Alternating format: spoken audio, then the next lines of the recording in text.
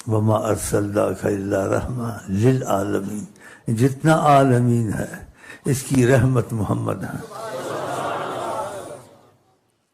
آدمی سوچتا ہے تو پھر عظمت دل میں اترتی ہے، کچھ سمجھ میں بولنا پڑھنا سوچنا نہ فائدہ نہیں ہوتا ہے۔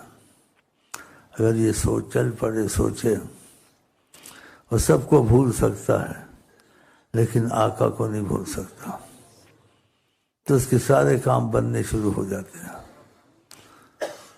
اس لیے خدا نے اپنی رحمت کا ذریعہ آقا کو بنایا، اور سب سے پہلے خدا نے درود شروع کیا کہ تم پہ رحمت آئے گی مصطفیٰ کے صدقے۔ ان اللہ و ملائکتہ، اللہ اور اس کے فرشتے، پہلے اللہ نے اپنا نام لیا، اس لیے بعض شعروں میں بہت اچھی تعبیر کی گئی ہے۔ ان کے چاہنے والوں میں سب سے پہلے اللہ آیا، ان اللہ و ملائکتہ یصلون علیہ۔ درود تم پہ ہم پڑھتے تھے، شروع پہلے کس نے کیا؟ شروع اللہ نے کیا۔ تو بتاؤ کتنے مقبول ہیں اللہ کے آگے؟ یہ حکومت والے بھی تم بھی، پورے مہینے یہ رات دن درود پڑھیں اور 5 نمازیں، پھر دیکھو کیا ہوتا ہے پاکستان میں، تجربہ کر لینا۔ 1 مہینہ صبح شام درود شریف اور 5 نمازیں فقط، بس ان کے دیکھنے سے ایسے دیکھیں گے نا، ہر چیز اپنی جگہ پہ آ جائے گی، یہ مہنگائی یہ دوسری، تو پھر تمہارا یقین بنے گا آگے، پھر کہے گا یہ بھی ہونا چاہیے۔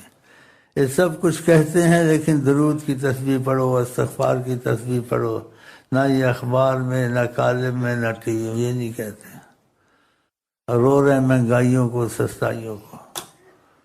جو دن آتا ہے دوسرے دن سے برا آتا ہے، اچھا تو نہیں آ رہا ہے، یہ اچھا ہر دن دوسرے سے اچھا آئے گا جب ہم آقا کی مرضی پہ محبت شروع کر دیں گے آقا جی سے، تو دیکھو بدلتے ہیں حالات یا نہیں، غم رنج سب دور ہو جائیں گے۔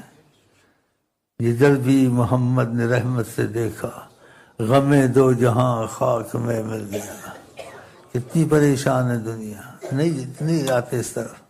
یہ ہم دیکھو پڑھتے ہیں رات دن، ہم کو پتہ نہیں مہنگائی ہے سستائی ہے، کیا ہو رہا نہیں ہو رہا، کھاتے ہیں پیتے ہیں سکون سے۔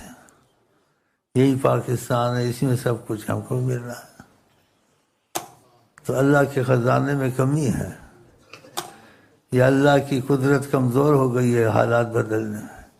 نہیں، آقا سے اللہ سے رابطے کا نہیں سوچتے ہیں، وہ وسائل چھوڑ دیے، دوسرے وسائل پکڑتے ہیں، اور وہ وسائل بھی ان کے کامیاب نہیں ہوتے ہیں۔